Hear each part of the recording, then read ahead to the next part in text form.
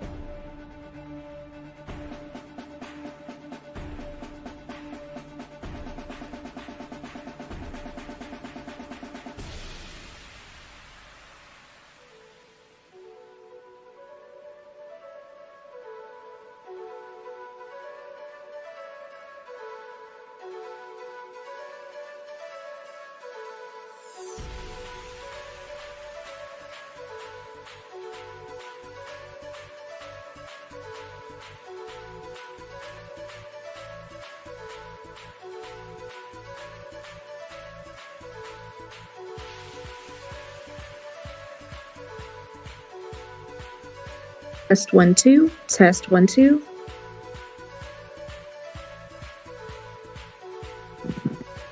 Yes, Alina, you're audible. Can you hear my voice? Yes, thank you.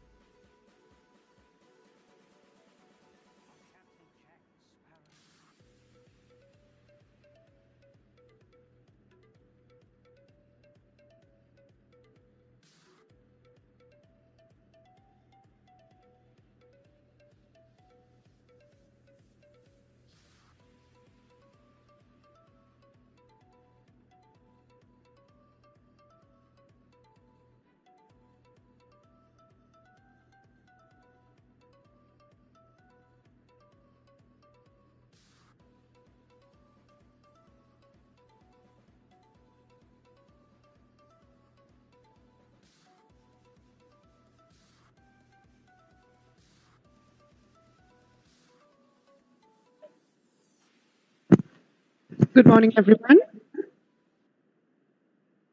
Welcome to the IRCC Study Permit webinar. We are just waiting for a few more participants to join in, so we will start in another 3 minutes at 11:05. So I request you to kindly be patient while we wait for the remaining participants to join. Thank you so much.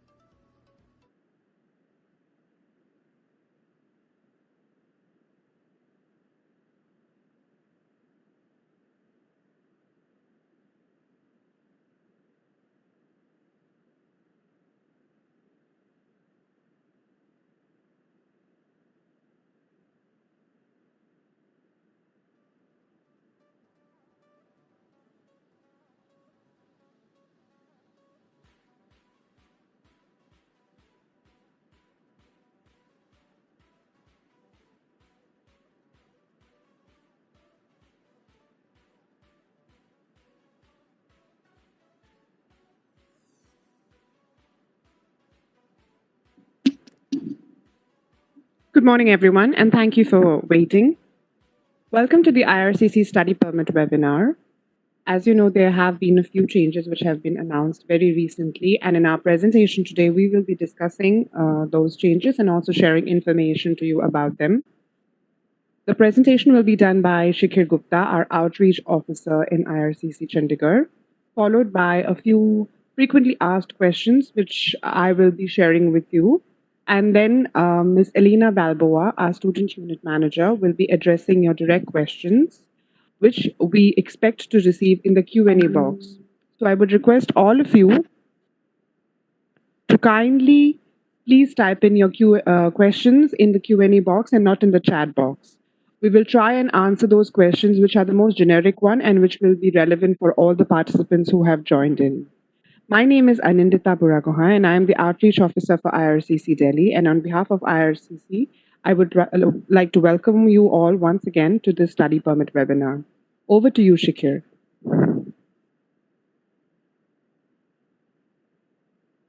Anandita. A very good morning, everyone, and thank you for tuning into our webinar today. My name is Shakir, and I'm the Outreach Officer at IRCC Chandigarh. We are very pleased to announce that as of October 20th, there will be more international students who are exempt from travel restrictions. As Canada looks at ways to safely bring in more international students, we wanted to also give you the opportunity to get updated information and ask your questions. Before we begin, please note that the contents of this webinar are valid only as of today.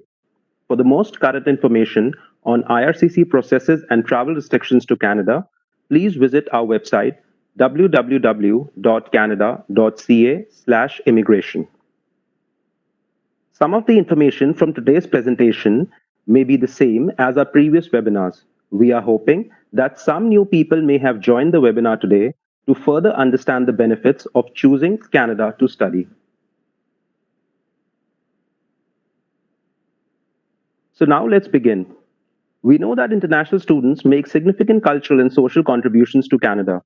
Since the onset of the COVID-19 pandemic, IRCC has implemented a number of temporary measures to support and reassure international students about the study permit process. Today, we will tell you what those measures are by covering topics such as exemptions on those travel restrictions, processing changes due to COVID-19, a two-step review process, authorized leave during studies, impact on the PGWP or the Postgraduate Work Permit program, as well as the recently announced DLI list. We will also cover important topics such as who can represent you in your immigration application and what you need to know before traveling to Canada. We will end the presentation with a Q&A session, and as Anandita has mentioned, please use the Q&A box only to send us your questions and we'll review them after the presentation. For those of you who are considering studying in Canada, we want you to know what Canada has to offer should you choose to study at a Canadian institution. So why choose Canada? First is that many Canadian universities are highly ranked in reputed international standings.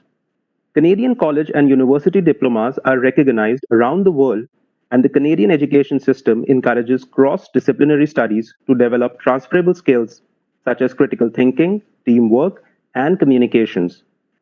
Second is that Canada is affordable and boasts a great quality of life with low cost of living. Example, housing, transportation, tuition in Canada is lower than many other countries, including the US, France, and the UK. Third is that Canada is one of the safest countries in the world with a very low crime rate. Canada is one of the most ethnically and linguistically diverse countries in the world, with over 50% population not speaking English as their first language. And last but not the least, if you would like to look at living in Canada after your studies, IRCC offers a postgraduate work permit to students who have obtained a diploma from a post-secondary school in Canada and are looking to gain work experience. This is an excellent way to continue to live in Canada while diversifying and developing your professional skills.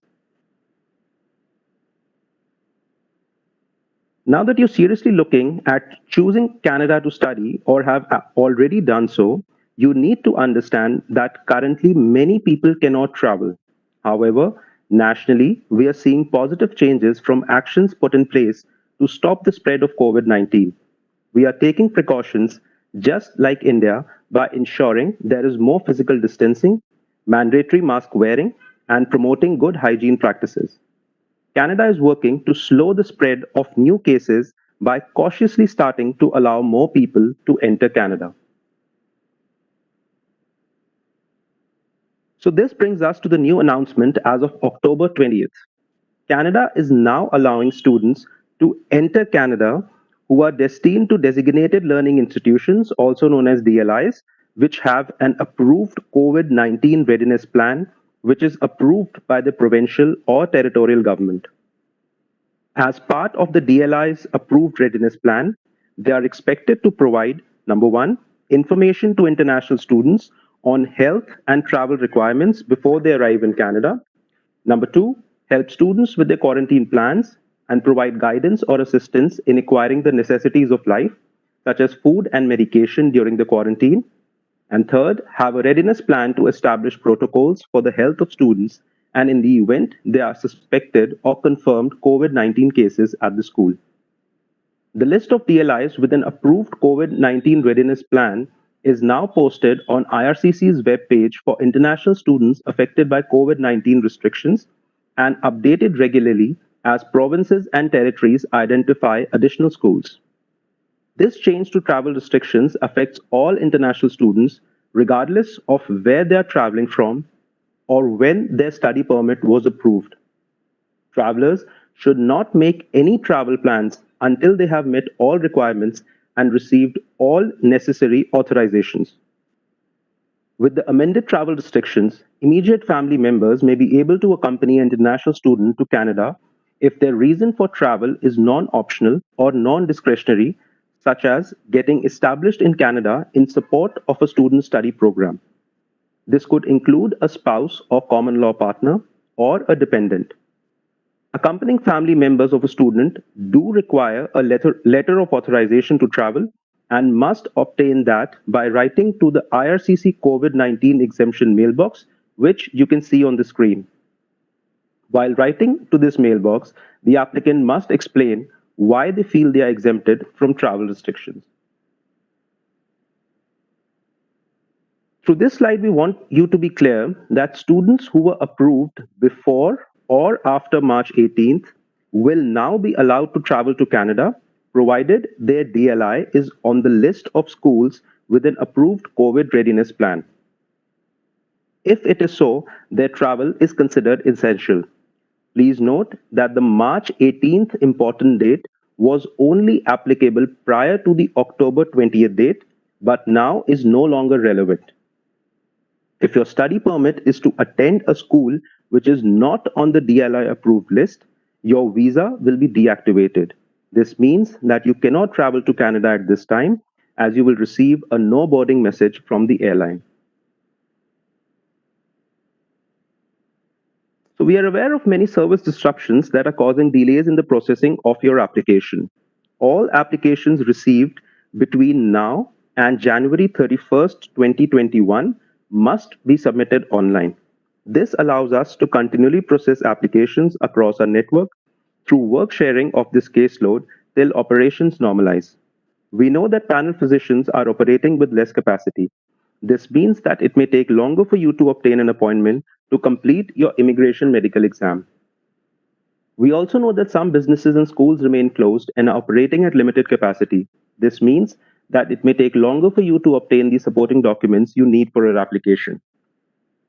All of that being said, please be assured that we will not refuse any applications for non-compliance or failure to submit the requested documents at this time. This means you do not have to worry about the deadline specified in the request letters sent to you. However, note that we will not be able to complete the processing of your application until all required and requested documents have been received. So it is in your favor to submit these documents to us as soon as possible. On the IRCC website, we normally publish processing times for each of our missions for all of our lines of business. As we are prioritizing applications for people who are exempt from the travel restrictions, these processing times are no longer accurate. We are gradually bringing back many of our staff while adhering to physical distancing within the office. That being said, please continue to expect delays in responding to inquiries and uploading documents to your application manually. If you need to update your application or submit a document, please use your MyCIC account to send us this information. This will automatically upload your documents and information to your application without any delay. Additionally, to increase efficiency, please only send one inquiry and wait for a response. Sending the same inquiry multiple times uses up more of our already limited resources, which could instead be used to process more cases. So we know that at this time, WACs remain closed. This means that there is no mechanism to submit biometrics at this time. We have started a two-way courier fee of rupees 532 each way. We know that people are very anxious to obtain their visas. However, if you send your passport when it has not been requested, it will be returned to you unprocessed and at your own cost. Additionally, we may not be able to arrange for the return of your passport immediately, so be prepared for delays. Do not send requests for instructions. IRCC will send instructions to you via the email provided in your application. Additionally, we will post instructions on our Facebook page, and the India WAC website when it is opened up for everyone to submit their passport.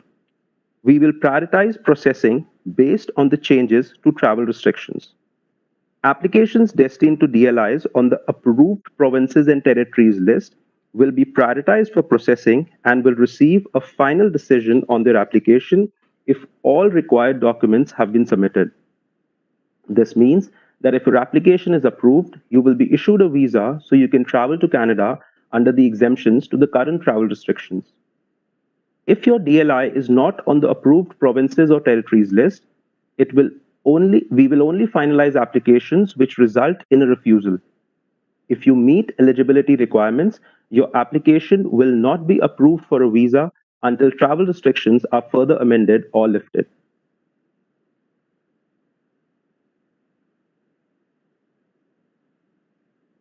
We still have cases that are awaiting approval in principle or AIP of their application. If you have decided to defer your studies or if you have switched institutions, please let us know immediately using your MyCIC account or web form if you don't have an online account set up. The AIP process was only for applications received prior to September 15, 2020 for programs starting in 2020. For all applications received after September 15th, or for any application received at any time for programs starting in 2021 or later, your application will follow the regular process, meaning that you will only find out about approval of your application once all steps are completed. This means that these cases will not receive an AIP letter. Only refusals will be finalized, even if they are missing biometrics and medicals or either one of them. AIP is essentially the eligibility assessment of your application. You can receive an AIP even if you are missing medicals or biometrics. The criteria listed on the screen are the same criteria which will be used to assess eligibility of applications who do not qualify for the two-stage AIP process. Here are the criteria. Number one is that you're a genuine student. This means that you've demonstrated the academic and language capability through the submission of your previous academic transcripts and language test results, and that you're able and qualified to complete a program of study in Canada. Number two is that you've been accepted by a DLI in Canada. This means that you've submitted a valid letter of acceptance. Number three is that you have sufficient funds to pay for your studies, living expenses, and transportation without working in Canada. This means you've submitted financial evidence of liquid funds to cover the first year of school and demonstrated by explanation and proof of how you intend to pay for all of the remaining years of studies. Please note that if your application is refused and you did not complete your biometrics enrollment, you do not need to submit a refund request for your biometrics fee. We will refund these automatically. However, please allow us for some delay as we continue to work with very limited staff. So this slide reflects the documents needed to receive an AIP for the SDS and non-SDS stream. So first, let's look at the SDS list of mandatory documents for the eligibility decision. First, you need a valid letter of acceptance. Then you need to provide an IELTS test result demonstrating 6 in each module. Third, you need to show a receipt or documentation that tuition has been paid for the first year. Please include any scholarships or grants that you may have received.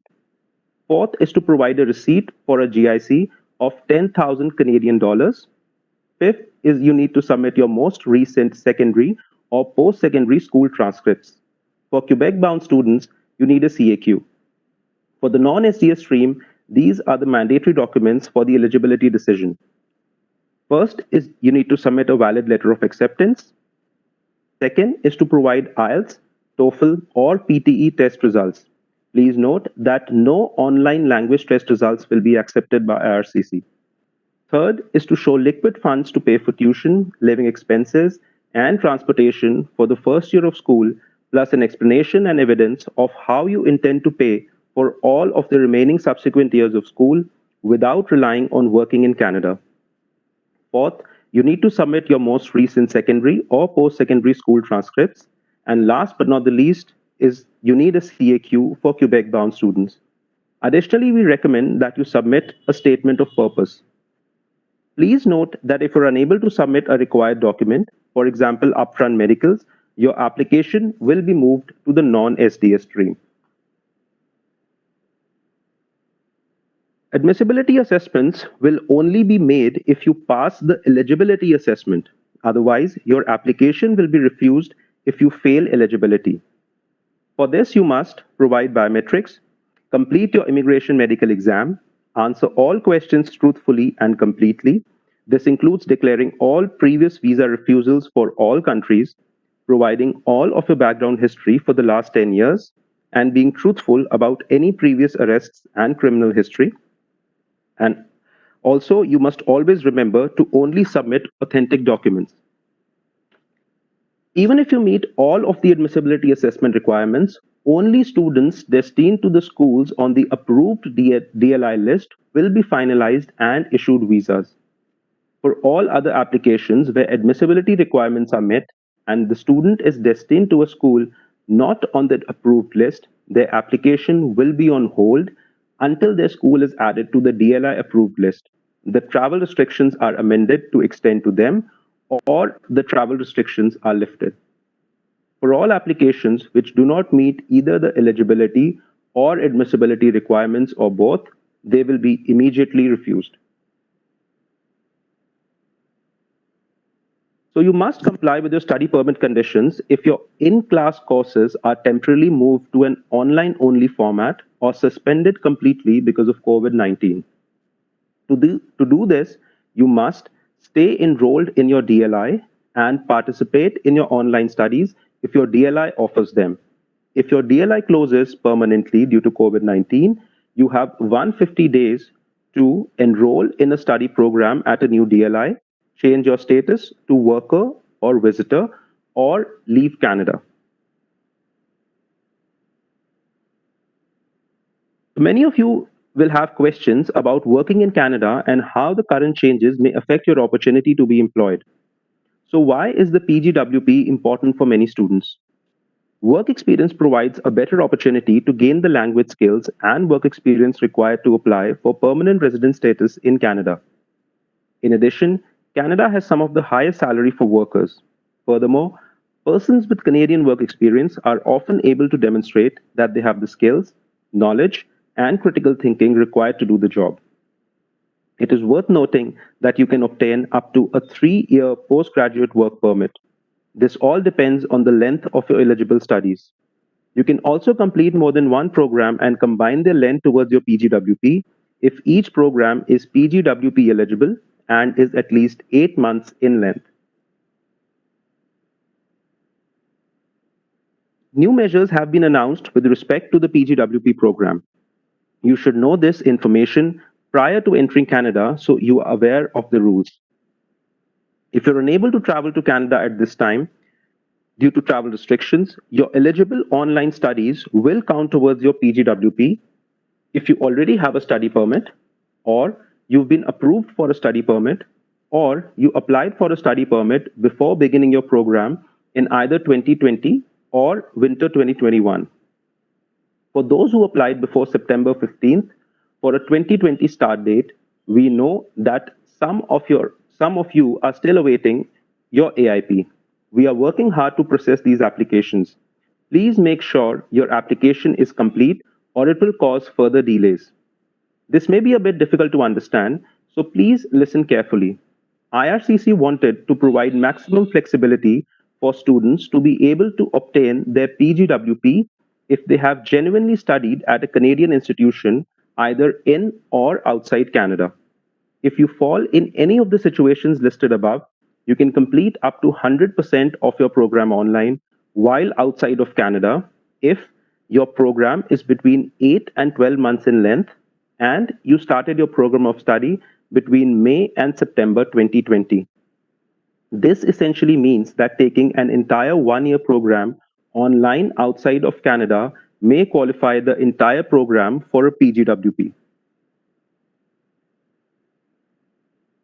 In addition, you can complete up to 50% of one program online up until April 30, 2021, while outside Canada, if you will also eventually complete at least 50% of your program in Canada.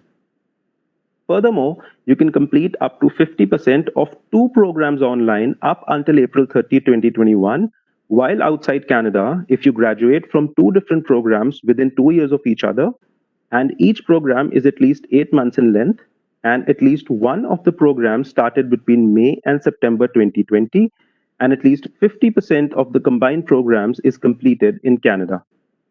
This means that you could potentially complete a 1 year program outside of Canada and then take another 1 year program in Canada, and both programs will give you the maximum allowable time towards your PGWP. So this section applies to students who are already in Canada. Essentially, if a student switched to part-time studies or had to take a break in studies, for example, the spring-summer semester may have been cancelled due to the pandemic, they may still continue to work on and off campus, provided they were previously a full-time student and already authorized to work on or off campus pre-pandemic.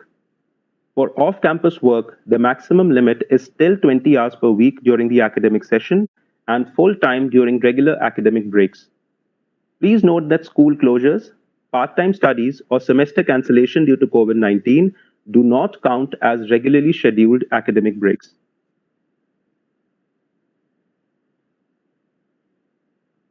If you decide to study and work in Canada, you may then decide to make Canada your permanent home. To begin the process of applying for permanent residence, you must submit your profile in the Express Entry online system.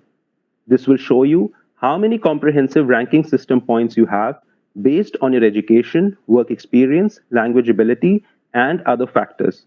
On a regular basis, IRCC invites the candidates with the most points in the Express Entry pool to apply for permanent residence through one of the federal economic immigration programs.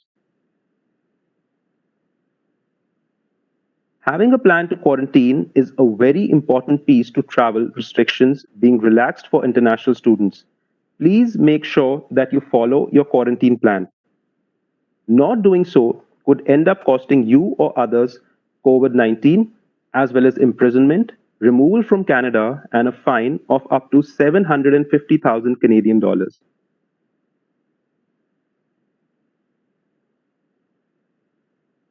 Through this slide, we want to inform you of various fraud activities and misinformations related to immigration applications.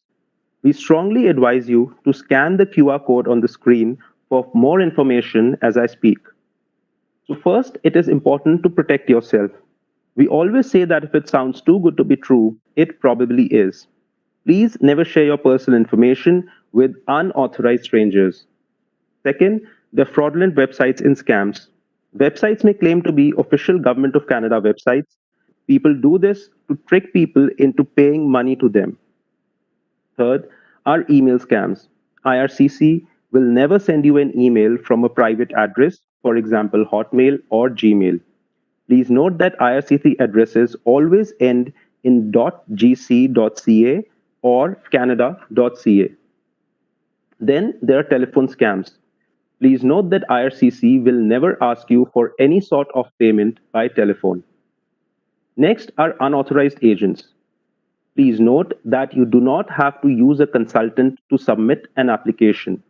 However, if you choose to use one, please ensure that your representative is legally authorized to represent you, and you can do this by visiting canada.ca/immigration-representative.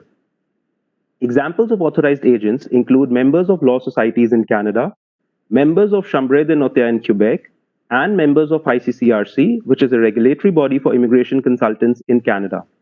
An authorized representative can provide you with valuable tips to avoid paying too much money for an immigration service, as well as what you can expect. Any paid representative must be authorized. Examples of unpaid representatives are family members or a trusted friend. On this slide, you can see the many ways to connect with us. You can see on the screen the website for IRCC and also the links to our social media handles for Facebook, Twitter, and YouTube. Please make sure to follow us on social media for updates regarding the WAC two-way courier service and additions to the DLI COVID-19 Readiness Plan approved list. So this brings us to the end of our presentation. I would now request Anandita to address the questions which you have posted in the Q&A box. Anandita, over to you. Thank you, Shakir. So as shared with you in the beginning of our webinar, first, I will be addressing the most frequently asked questions which we have been receiving over the course of the last few weeks since different announcements have been made. And then we will move on to the questions which we have been receiving in our Q&A chat box. So with that, I begin the first set of questions. And before I begin, I would just like to reiterate once more that due to the current travel restrictions, most students were not able to travel to Canada. But now things have changed, and as per the new exemptions, to be exempt from the travel restrictions, a student must be in possession of either an approved study permit and visa or a port of entry letter of introduction, and their designated learning institute that they attend must have a COVID-19 readiness plan approved by their province or territory. One thing that you need to remember is that you should not travel to Canada until at most 3 weeks before the start date of your class for which your physical presence in Canada is required. So, one of the most common questions since the new amendments have come up is that what do the new updates in the travel restrictions mean for international students? Something which has already been shared by Shakir in his presentation.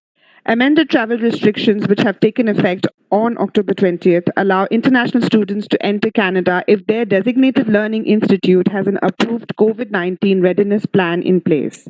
The list of DLIs with an approved COVID-19 readiness plan in place has already been posted on IRCC's webpage starting yesterday. And it will be updated regularly as provinces and territories identify additional schools. This change to travel restrictions affects all international students, regardless of where they are traveling from or when their study permit was approved. Travelers should not make any travel plans until they have met all requirements and received all necessary authorizations. The next question then is, how do I demonstrate that my travel to Canada is essential? With the new changes in place, the only deemed essential travel for students is for those who are destined to DLIs on the approved provinces and territories list. You will not be required to produce any other documentation to board your flight other than your passport, your study permit visa, and or your port of entry letter of introduction. All other students destined to DLIs not on the list, despite having reasons for not being able to complete courses online, will not be able to travel to Canada at this time. How do I know if my school is on the approved DLI list? This list, as has been shared, is already posted on the IRCC website. In the meantime, you should also contact your school directly to confirm whether or not their COVID-19 readiness plan has been approved by their respective provincial or territorial government. A few questions about the two-stage processing which has been in place for a while now. Is the two-stage processing available for winter 2021 start dates? No, the two-stage processing will only be for programs that start or have started in spring, summer, or fall of 2020. How do I obtain an approval in principle? Is this the first stage of approval?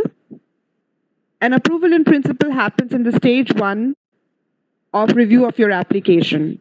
AIP is granted when an officer is satisfied you are eligible, will abide by the terms and conditions of your study permit, and leave Canada after your authorized stay. This only applies to applications received before September 15, 2020 and for start dates in 2020. What does an officer consider when reviewing an application to grant or deny an AIP? The officer weighs factors including, are you or your family established? Example, stable employment with a good salary. Does your course of studies make sense? You should explain why you choose this course of studies. Do you have sufficient language skills to show you are able to succeed in your studies in Canada? Do you have sufficient funds to pay for your studies and living expenses without relying on working in Canada? Do you have a valid letter of acceptance from a designated learning institute? What documents should you have to submit to receive an AIP? So if you were applying under the student direct stream, you'd need to submit a letter of acceptance from a DLI, an IELTS test result demonstrating 6.0 in each band, tuition paid for the first year, a guaranteed investment certificate for 10,000 Canadian dollars, most recent secondary or post-secondary school transcripts, and a CAQ for Quebec-bound students. If you were applying under the general study permit application stream, then the documents that you needed to submit are a letter of acceptance from a DLI, IELTS, TOEFL, or PTE test results, evidence of financial ability to pay for tuition and transportation along with your living expenses, your most recent secondary or post-secondary school transcripts, and for a CAQ for Quebec-bound students. These are the same documents required to make the eligibility assessment for cases that do not qualify under the two-stage processing. What if you are missing a document like medicals? Could you still qualify for SDS? The answer to that is no. If you're not able to submit all the documents under SDS, the officer will assess your application as a regular non-SDS application.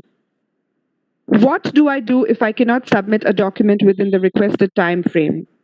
IRCC will not refuse any applications for non-compliance or failure to submit the requested documents at this time. Please submit the requested documents as soon as you are able, even if the deadline for submission has elapsed. However, note that we will not be able to complete the processing of your application until all required and requested documents have been received. How will I know if AIP has been granted to me? A letter confirming your Stage 1 approval will be sent to you via your online account or email. Please ensure you check both. You may also receive additional request letters for Stage 2 requirements such as medicals and biometrics. The next question is, if I'm granted AIP, can I assume that once I complete my biometrics and medicals, I will get a student visa? The answer to this is no. AIP is not the same thing as being granted a visa. The officer will still need to establish that you meet admissibility requirements. Note that a Stage 2 refusal is uncommon provided that you are truthful in your application, you have not provided any fraudulent documents, and that you comply with any additional requests immediately. When will my Stage 2 admissibility decision be completed? Your Stage 2 admissibility decision will be assessed after AIP and before visa issuance. This includes an assessment of your medical, biometrics, as well as security and criminality background questions. If your application contains all the documents required for the Stage 2 assessment, it will be assessed at the same time as Stage 1. Note that we will not finalize any applications for approval for students destined to DLIs not on the approved list. The next question is, will IRCC issue any co-op permits to students upon receiving approval of a study permit in principle, which is the Stage 1 approval? So the answer to that is that a Stage 1 eligibility approval is not a guarantee that a study permit application will be approved. As a result, a co-op work permit cannot be issued before a final decision is made on a study permit application. However, this does not prevent you from beginning your co-op program while abroad. The work permit is only required for work to be done in Canada and not outside Canada. So what are the requirements that are needed to receive approval for the Stage 2 admissibility decision? In order to conduct this assessment, you must provide biometrics, complete your immigration medical exam, answer all questions truthfully and completely in your application. This includes declaring all previous visa refusals for all countries, providing all background history for the last 10 years, and being truthful about any previous arrests and criminal history. Submit only authentic documents. The next question is, I have submitted all the required documentation for the Stage 2 approval. Will I receive just an AIP or will I also receive the Stage 2 approval?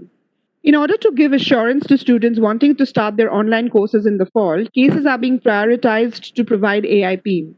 Stage 2 assessment will also be made for complete applications. However, applications will not be finalized or approved until VACs reopen. This means that you will receive an AIP letter for Stage 1, but no correspondence for Stage 2 until we are ready to request your passport for visa issuance. The next question, which is also coming in a lot in our Q&A box today, is what if my schooling starts prior to me receiving my Stage 1 approval in principle? You can start school online prior to obtaining your AIP. If you receive AIP after you started school, all the time will still count towards your postgraduate work permit, provided that you submitted your study permit application before you began your online studies. The next question is, will I receive a refund of my tuition fees if my application is refused when I am studying online in India with the DLI in Canada? So for this, the DLIs are responsible for setting their refund policies. IRCC cannot speak to this issue, but students are encouraged to ensure that they are familiar with the various DLI policies relevant in their situation.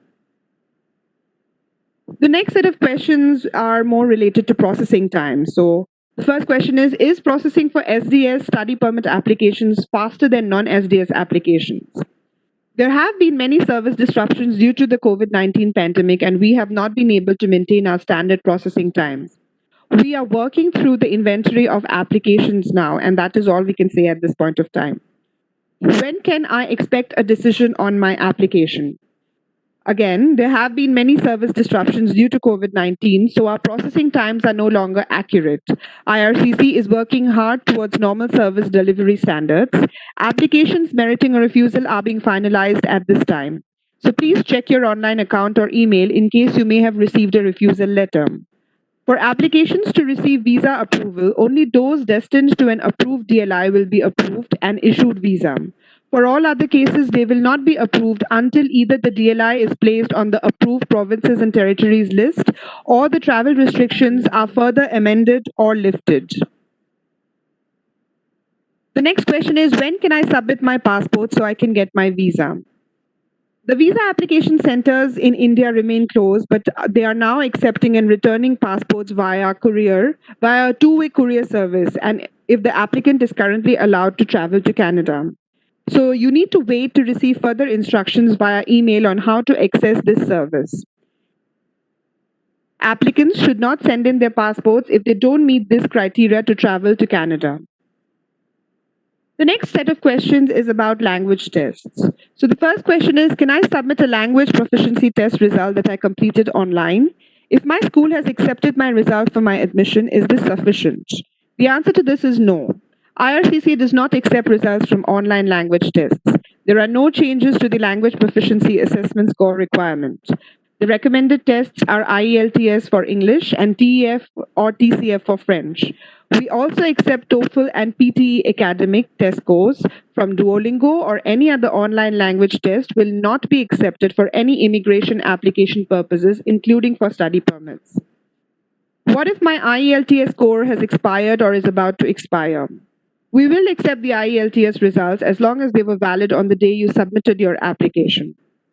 Does IRCC accept PTE language scores as proof of language ability for a study permit application? It is recommended that you submit language scores indicated on the IRCC website. However, if you have completed a PTE language test, you may submit your scores to IRCC using the PTE portal. Do not include your username and password in your study permit application. A few questions about deferring of your studies. So the question is, my application is still pending. What happens if I defer my studies to a later semester? So if you choose to defer your studies, ensure you submit a new letter of acceptance using the web form as soon as possible so we can update your file. The next question is, I received approval of my study permit, but then I deferred my studies. How do I extend my visa? In this case, you will need to apply for a new study permit with updated information. Extensions of study permits are only granted to students already in Canada. Can I defer my studies after I receive an AIP? Yes. However, you must submit new letter of acceptance from your DLI as soon as possible. If you change your course of study or decide to study at a different DLI, the officer may want to reassess your stage 1 decision. A few questions relating to the postgraduate work permit. So the first question is, when determining if 50% or more of a program has been completed in Canada for PGWP eligibility, how is the time calculated? The answer to this is that 50% of a total program of study is calculated based on the number of courses completed in Canada. In a situation where part of a semester is completed in Canada and the other part online overseas, IRCC will consider that the semester was completed in Canada. Applicants may have to submit additional documents from the DLI. The next question is, I have already completed 50% of my program online prior to the fall semester. Can I still obtain a PGWP?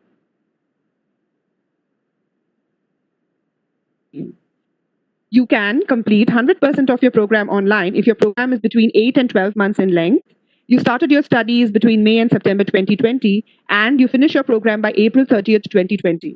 You can complete up to 50% of your program online, which is until April 30th, 2021, if you complete the other 50% of your program in Canada. You can complete up to 50% of your studies online until April 30th, 2021 if you'll graduate from two different eligible study programs within 2 years of each other, one of the programs having started between May and September 2020, each program being at least 8 months in length, and you must have completed at least 50% of the combined length of the programs in Canada. Do we have to wait for AIP for courses to count towards PGWP? The time spent studying online abroad will count towards a student's PGWP after they submit a study permit application before or on September 15, 2020, and their program of study starts or started in 2020 or January 2021. Therefore, the length of the PGWP will be considered from the date the student's official courses began, so long as the study permit application was submitted before the courses officially commenced. Can I switch from full-time to part-time studies, and will this affect the duration of my PGWP? Students may put their studies on hold or become part-time students due to course cancellations as a result of the public health measures at DLIs and COVID-19. For the winter, spring, and summer 2020 semesters, when a student's status changes from full-time to part-time due to changes in course delivery at a DLI, their eligibility for a post-graduation work permit will not be impacted. Starting in fall 2020, students who do not maintain a full-time status may not be eligible for the PGWP. Moving on to a few questions about accompanying dependents. I submitted an application for my dependents along with my study permit application. Will they be processed at the same time? Yes. Applications for spouse and children of prospective students will be processed at the same time. You must provide financial documentation to show how you will be able to support your dependents without working in Canada. Can my dependents travel with me to Canada if they have a temporary resident visa and I have a study permit? With the amended travel restrictions, immediate family members may be able to accompany an international student to Canada if the reason for travel is non-optional or non-discretionary, such as getting established in Canada in support of the principal applicant study program. This could include a spouse or common law partner, a dependent, or in the case of a minor child who will be studying in Canada, a parent or legal guardian. Like all travelers to Canada, however, international students and accompanying family members will be subject to all public health measures, including the mandatory 14-day quarantine period upon arrival in Canada. To be exempt from the travel restrictions, the temporary resident visa holders who are immediate family members of study permit holders require a letter of authorization from IRCC in order to travel to Canada. A request for authorization to travel can be made by sending us an email to ircc.covid travel-exemptions, and I will be sharing this email address in the Q&A box so that you can copy it and keep it for your records. While you are sending us this email, you need to include the following information, which is documentation showing that you are an immediate family member of a study permit holder, why you need to travel to Canada right now, your file number, name, and date of birth. And with that, I come to the end of the most frequently asked questions that I wanted to share with all the participants and audience today. So now I would like to invite Shakir Elena to take on the questions which we have been receiving in the Q&A box during the course of the webinar. Over to you both.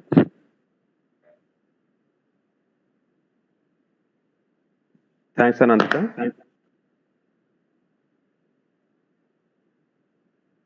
So, Elena, I think Anantha has pretty much covered a lot of questions which we've been receiving in the Q&A box. Still, some of the questions which may require answers from you. So the first question is, when will VFS resume for biometrics? So at this time and for the month of October, the VACs will remain closed. There is a team in Ottawa who is monitoring the situation on the ground here in India to determine when it will be safe for the vax to reopen. So this is being regularly discussed. For the month of November, these discussions are still ongoing. We do not have a date yet of when the vax will reopen. We are hoping that they will be open sometime soon, but at this time, we cannot give you an exact date. Thank you. All right, Alina. So the next question is students who submitted a complete application, including biometrics, and received AIP, when can they expect a final approval? So for the ones who have received the AIP, I'm also going to add a little bit more to this question because I do see in the chats and in the Q&A section about when will we do stage 2. So just to clarify, stage 2 happens as soon as we receive all of the documents we need. So this could be at the same time we're processing stage 1, and then we look at your biometrics and medicals, right? In terms of making the final decision on your application, this is really the holdup with many of the cases. And this is because there are currently travel restrictions for students. So prior to October 20, when only students who had visas that were issued to them before March 18, we were not approving any visas at all. But as of October 20, when the DLI approved list was released, we are now approving all of those cases for students who are destined to DLIs on this approved list. And those cases, we will be sending you letters or instructions via email to let you know how you can get us your passport. So this is this two-way courier service that was mentioned by both Shakiran and Andita. So make sure that please wait, first of all, for those instructions to come to you. Do not ask us for those instructions. We will eventually get to you, I promise. And then secondly, follow the instructions. Do not mail your passport directly to us. Thank you. Thanks, Alina. So the next question is, if my college is on the approved list, do I still need a port of entry letter while boarding? So this port of entry letter versus visa, really you need one or the other. And really this port of entry letter is for people who really don't need counterfoils. And for the Indian population, this does not apply to you. So for the Indian population, what you really need is a visa in your passport of course. And what I would recommend, because you may be questioned about your intentions to study, so you should also have as a very strong recommendation for me, a copy of your letter of acceptance, evidence of where you will be residing, especially for your quarantine period. So not just your quarantine, but where do you intend to reside? Like all of these things should sort of have been sorted out or arranged before you're arriving in Canada. And you should also have some evidence of how you're going to pay for your stay, like whether this is on your phone and you can link to your bank account and you can show them funds, whether this is a copy of your GIC, whether these are receipts for the tuition that you have paid. So think of the things that, not just for the airline, but mainly for the Border Services Agency, who will be questioning you on whether or not you are truly a bona fide student who is coming to Canada to study. So those are the things I would strongly recommend you bringing in addition to your passport and your visa. Thank you. Right, Alina, the next question is that will students with an AIP given priority when going for biometrics after the VFS get opened? So I'm not regrettably, I'm not in those discussions. Hi, Alina. Anindita here. I think there is a little bit of a network issue from your end. We're unable to hear you clearly. Prioritize for the appointment or priorities. Hello? Hello, can you hear me? Yes, it's better now. Yes, it is better now, Alina. Okay, great. Thank you. Sorry. So we are certainly discussing how we might prioritize who is eligible to travel to Canada once the vax reopen, because those eligible to travel would probably be the priorities for biometrics first before we get to everybody else. As of this time, there is no set priorities of who might get biometrics appointments first, but once we do know when vax will reopen, we will certainly let you know and provide instructions on who will be able to book these appointments first. Thank you. Thanks, Alina. So the next question is that my college is not on the DLI list. What should I do? So for schools that are not on the DLI list, you can do one of two things. So if your school is providing online classes for a semester, then you are more than welcome to take that online class. We've already made provisions for time spent on online courses to be counted towards your postgraduate work permit. Your other option is to defer your studies until such a time that you are actually able to travel to Canada and take these courses in person. So really the choice is up to you, what you feel is best for yourself. But please don't disregard this option of taking online studies. I mean, I know that most students are studying in Canada for the purpose of being able to work in Canada later and then hoping that this will be a pathway to permanent residency. Think of the benefits of being able to take your studies while you're here in India or wherever you may be outside of Canada. So, number one, you don't have to pay for living expenses because you can continue to live with your family here.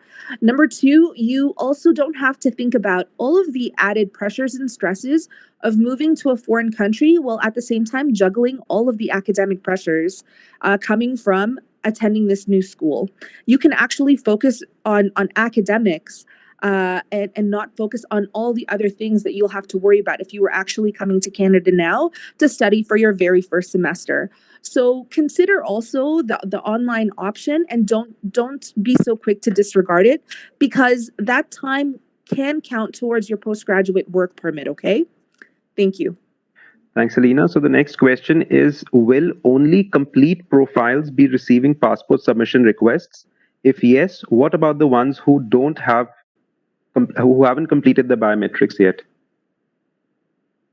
So the persons who will be receiving passport request letters will be only those where we can actually approve the application. And in order to approve the application, that does include your eligibility requirements, plus your medicals, plus your biometrics. So if biometrics are still outstanding, you will not receive a passport request letter because we cannot give you a visa anyways, right? So please wait for the vax to reopen. Please wait until you can actually submit your biometrics. And by that time, once your biometrics are in and we've assessed those, then we can send you your passport request letter if we are ready to approve your application. Thank you. Thanks, Alina. So the next question appears to be from a representative. He says that a student got a CAQ for May 2020 intake, but due to COVID-19, the intake was deferred from May 2020 further to September 2020 and now to January 2021. So the question is, does the student require a new CAQ as per Quebec requirement, or can he file his visa with the old CAQ? That's actually a really good question, and I haven't thought about it because I know that CAQs have been extended all the way up until the end of 2020. So if your CAQ expired any time prior, but you were starting your class, sometime, say for example, in November, your CAQ extension would have been all the way up until December 31st. Now, for the CAQs for start dates in 2021, if your CAQ expired in 2020, I'm not aware of any extensions up until 2021. You may have to apply for a new one. What I would recommend is that you visit the website for the province of Quebec, who is responsible for issuing these CAQs, and to look at their instructions of what to do in terms of potentially either extending or having to apply for a new one. Thank you. Thanks, Lena. So the next question is that can I travel on my visitor visa after receiving second stage approval and meeting all other requirements? or study visa sticker is mandatory on my passport? So as a temporary resident holder, as a visitor visa holder, you are currently banned from travel to Canada, even if your purpose is to study. The visa for which you are using to enter Canada should be for the purpose you are going there for. So if your purpose is to study, you should be holding a study permit visa. So the port of entry will not issue you a study permit if you were to use your visitor visa to enter. So please wait. Do not use your visitor visa to travel. Please wait for your application to be approved and for the correct visa to be issued to you. Thank you. All right, Alina. So the next question, we've covered the answer to it to some extent in the presentation, but the question is that will parents of students enrolled in approved DLIs be given visas in January? So it's very difficult to tell right now what will happen in January, depending on the COVID-19 situation, whether here in India, in Canada, or just around the globe generally. But what I can say currently is that persons who are holding visitor visas, so the parents who are wanting to travel to visit their child who is enrolled in Canada in January, for example, could potentially be issued a visa for the purpose of family reunification. So if the purpose is to just visit your child temporarily, at the current time for the current travel restrictions, the answer is yes. But as you know, these travel restrictions are continuously being amended depending on the COVID-19 situation around the globe. So it could change by the time January rolls around. But as of right now, for the current travel restrictions, the answer is yes. Thanks, Alina. So the next question is that I applied for my visa before September 15th and later deferred it to winter 2021 intake. I also started studying online without the final approval. Will it affect the postgraduate work permit? So as long as you applied for your study permit application before you started class, this should not affect the time to count towards your postgraduate work permit. And just to add to this a little bit, so for those who have deferred their classes to 2021, even if you applied before September 15, keep in mind the two-stage process with the AIP will not apply to you. So please do not look for an AIP if your classes are for 2021. So the process will just follow the usual pre-pandemic process where the only correspondence you will receive from us is when we're ready to ask for your visa, your passport to issue you a visa. Thank you. All right, so the next question is that will we be allowed to do part-time job even if our course is online and we land in Canada? So yes, if you are if you are already on Canadian soil and the semester happens to be online, yes, you can work a maximum of 20 hours a week. We also receive questions whether or not if you are doing online courses but you are outside of Canada, can you work? So this work restriction is really for being in Canada. If you're outside of Canada, there are no such restrictions in terms of how much work you can do, because the purpose of working in Canada is that's the piece we need to control, and which is why we put the restriction of how much time you're able to work in Canada. There are no such restrictions outside of Canada. Thank you. Thanks, Alina. So the next question is that I've received the AIP through email, but there are no updates on the IRCC website yet. Also, I had submitted my medicals, but even that is not updated on my IRCC account. So not everything you will see in your IRCC account. So you've received your AIP, that's fantastic. If your DLI is not on the approved list, so you should not be hearing anything from us until the travel restrictions are amended or your DLI gets on this approved list. Okay, so you just need to wait for us to send you a passport request letter, and that's essentially when you are able to travel to Canada, i.e. you are no longer restricted from traveling to Canada. For the ones who are AIP'd and your school is on the DLI list, please be patient. We are sending out passport request letters in phases, only because for our, with a limited staff at the mission, we cannot take tens of thousands of passports at this time. We really need to stagger it in order to be efficient and to make sure that everyone is served. So please be patient. For the person who wrote this particular question, where it sounds like their DLI might not be on the list, please be patient. Please wait until the travel restrictions are such that you are actually able to travel, and that's when you should hear from us about asking for your passport. Thank you.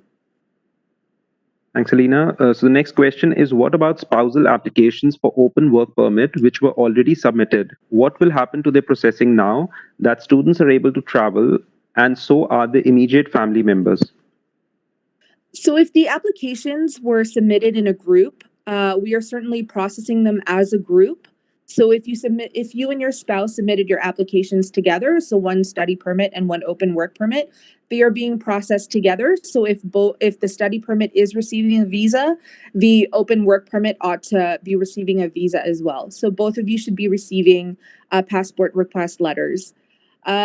If you had submitted separately, meaning that the spouse had submitted much later than when the student had submitted their application, so we were trying to process according to date of receipt, so that spouse will just have to wait until we get to that application. Just so that you know, we are processing work permit applications, and all work permit applications are receiving decisions, whether approvals or refusals. Just that there is a backlog we have to work through, so we ask for your patience. And eventually, these C42 open work permits will eventually get processed as well. Thank you. Thanks, Lena. So the next question is that my IELTS academic score expires in November. Can I use IELTS general score to apply for a study permit? So I would recommend, so if you haven't applied yet, I would recommend that you apply before your IELTS expires.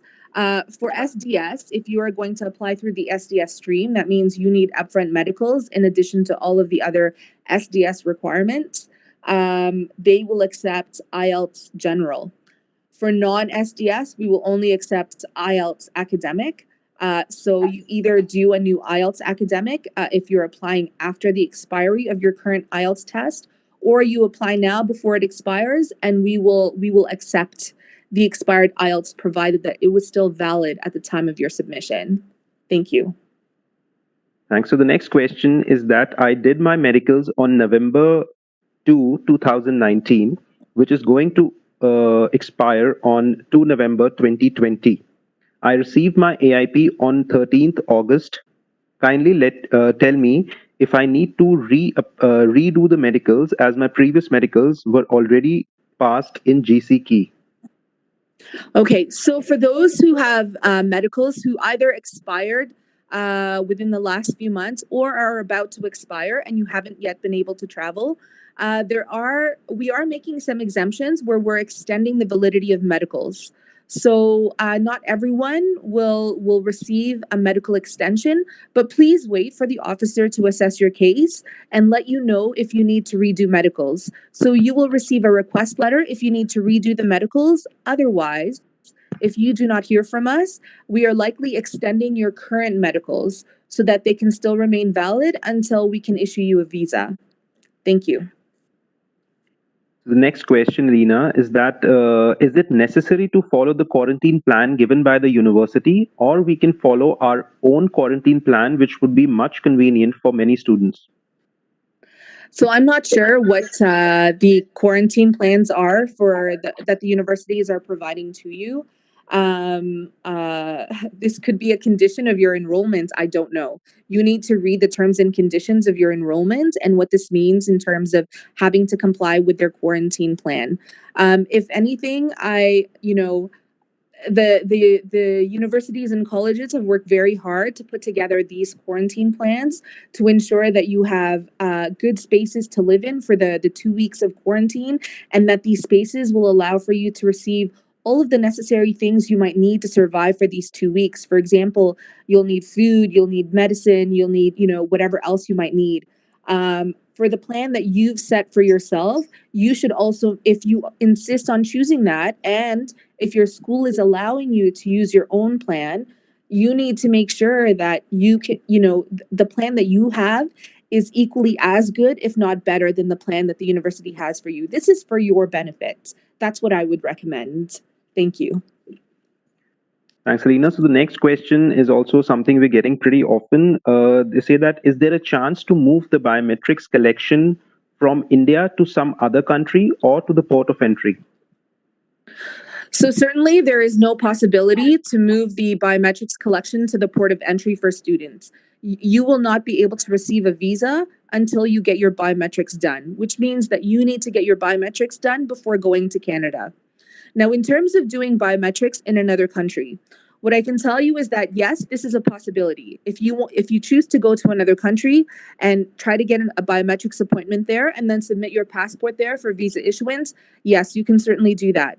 But what we will not do is facilitate this process for you. So you will have to wait the same amount as any other client in that particular country for whether or not there is a wait time for biometrics collection, whether or not there's a wait time for visa printing, and whether or not there's a wait time for passport returns to you. So keep in mind that you'll have to take these things into consideration if you choose to go to another country to submit your biometrics and your passport. Thank you. Thanks, Alina. So the next question is that, can I take one of the dependent children with me while I complete my college and PGWP? My child is 11 years old right now and will continue her studies at a Canadian school. What will be the process for the same? So if you have a dependent child who wants to accompany you to Canada, so number one, they should also be applying for a study permit. The same requirements for that study permit is not the same as yours. So, for example, they don't need an LOA because they'll be attending, for example, elementary school or high school, and they're coming as your accompanying dependent. So it's almost sort of like what would be an open study permit. They can pretty much study anywhere because they are, headed towards elementary school or high school. But yes, certainly they can apply for that study permit and accompany you to Canada on yours. Thank you. Thanks, Alina. So the next question is that, if my spouse application is complete with biometrics, but my own application is pending biometrics, will both our visas be on hold, or he can still get his open work permit while my study permit application waits for biometric? This is assuming our visas. Sorry. Go ahead. So this they ends the question by saying that this is assuming that our visas are not rejected. Yeah, so this is very important for anyone who has a spouse who will be accompanying them to Canada. An accompanying spouse or an accompanying child is not permitted to travel to Canada unless you get there first, which means if you're not going with them, or if you didn't travel to Canada first and are already in Canada, they cannot go to Canada. So your spouse on an open work permit will not receive their visa until you get your visa first. Thank you.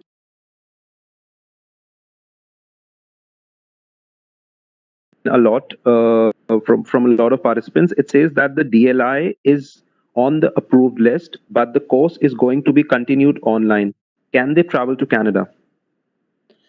So yes, because the current travel restrictions doesn't make a difference of whether or not your physical presence in Canada is required. The current travel restriction exemption is that your DLI is on the approved list. That is really all that's there. So, like I said, what do you need to have when you're traveling?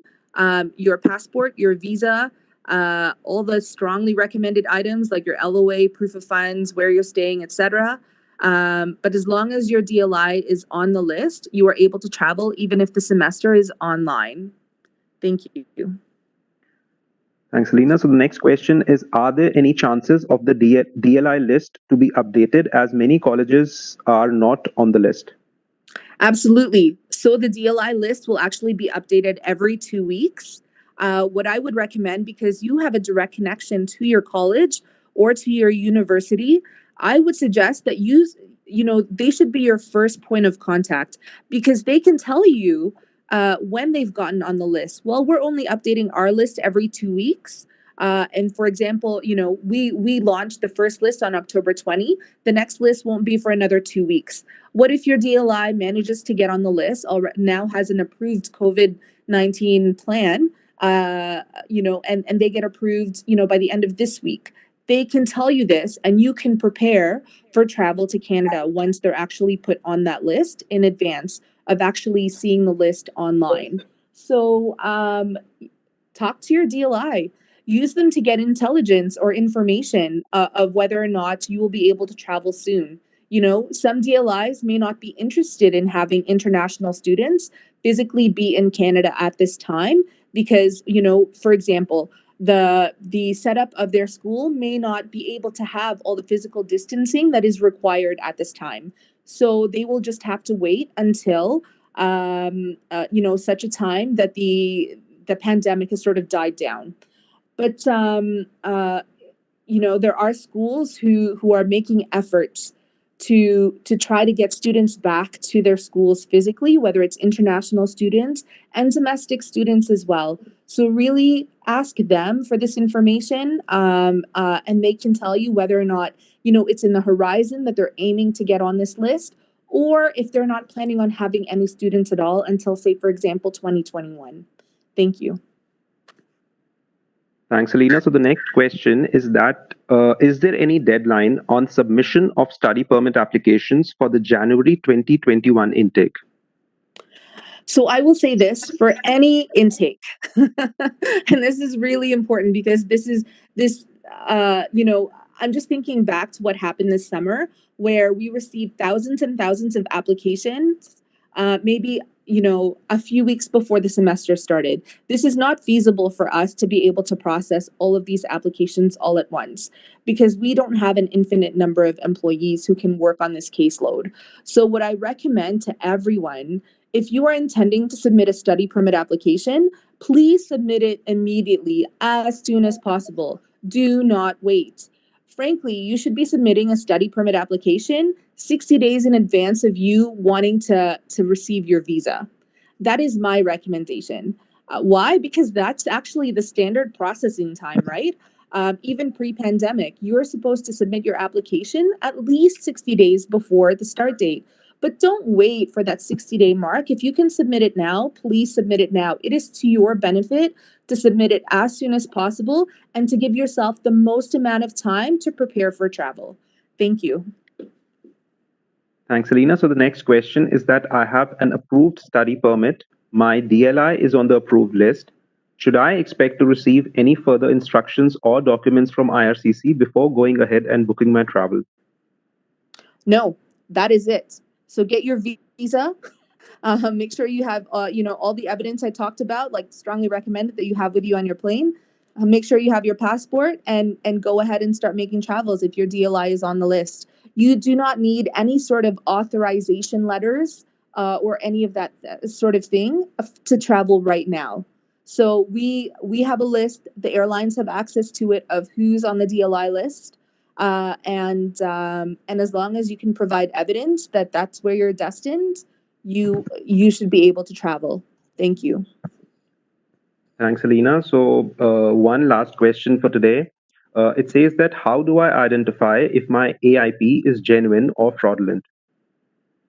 So we're getting a lot of questions about whether or not this is genuine, this is fraudulent.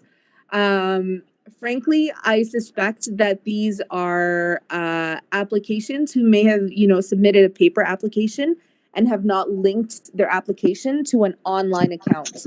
If you have an online account, you can see that your application is in process and that, whatever's happening for your application, you can see some of that detail in there. And just assume like whatever you get from us is legitimate. 99.9% of the time, it really is.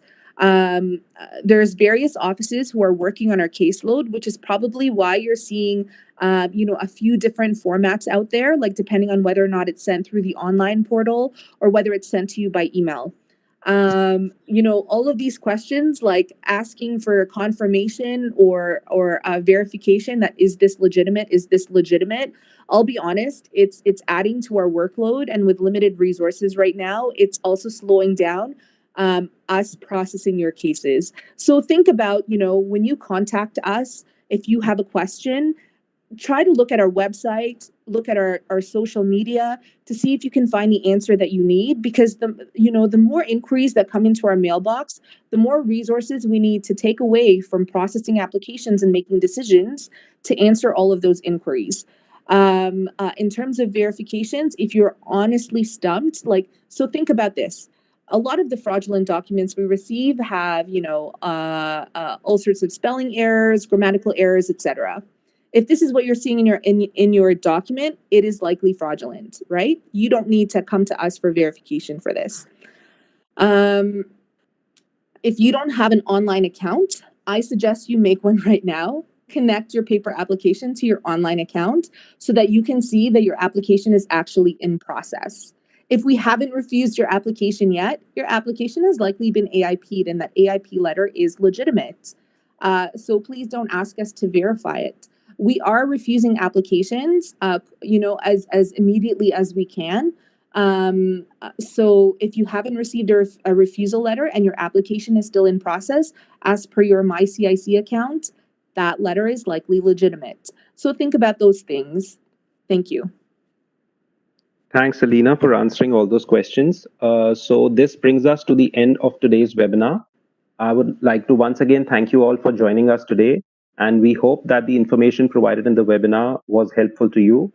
I would once again request you to please continue to follow us on social media for the latest updates on current travel restrictions as well as on the DLI list. Thank you for joining us. Have a nice day.